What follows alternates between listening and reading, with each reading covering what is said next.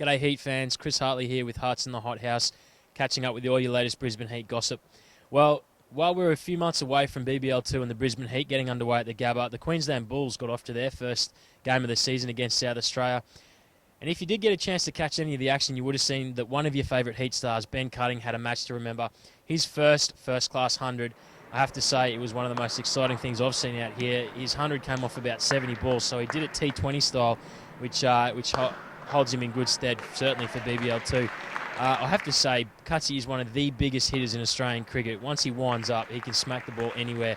He sent the ball to all parts here, and I think what that does show is that come BBL2 in December, Coach Darren Lehman has a few options with Cutsy. We can leave him at the back end of the innings to finish it off. May even see him going in early and pinch hit. You'll have to stay tuned and see what Buff comes up with in December.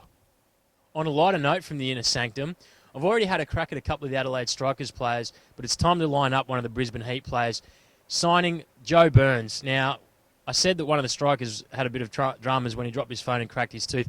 Joe Burns has managed to crack his tooth during the week. Believe it or not, all he was doing was eating a fruit and nut bar before play. There was a massive, almighty crack, sounded like a shotgun. The next thing he was grabbing at the mouth. Now, ladies, don't worry. He's going to the dentist tomorrow, so it's going to be sorted. But he has been copping a bit of grief over it during the week, simply because of his resemblance to the Simpsons character Cletus. I don't know. You have a look. Check it out. You tell me what you think. But for the next 24 hours, Burns is going to keep copping it. Finally, in the World T20 Cup, we've seen just how well Shane Watson, Brisbane Heat star, has been going. 4 man of the matches from 5 performances.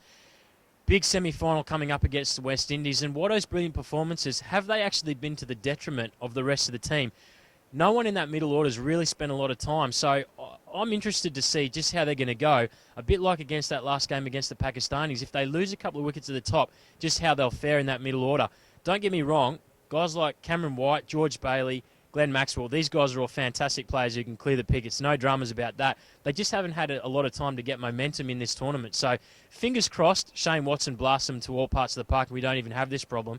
But if we do lose a couple of wickets at the top, I'm interested to see how these guys go, having not had too much time in the middle. But at the end of it, as long as we get an Australian win and get the boys in the final, then that'll be great.